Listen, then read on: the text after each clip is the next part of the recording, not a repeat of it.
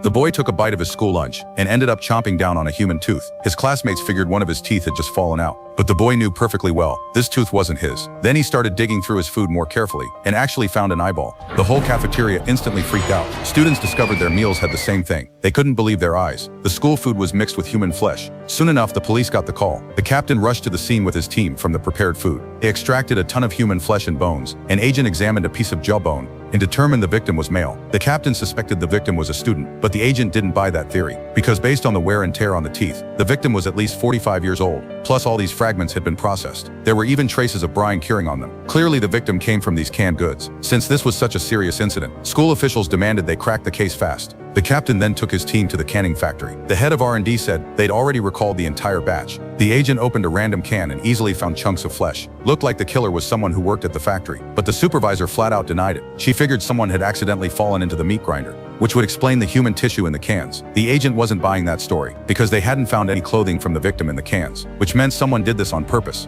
At least this batch was made exclusively for the school, so it hadn't hit the market yet. The agents brought all the cans back to the police lab. They needed to separate out all the human tissue. The medical examiner found chunks in nearly every container, and one piece of skull showed serrated marks, meaning the victim had undergone brain surgery while alive. That kind of surgery is extremely difficult. Only 3 surgeons in the area could pull it off. Following this lead, the captain quickly confirmed the victim's identity, but when they found out who it was, their jaws hit the floor.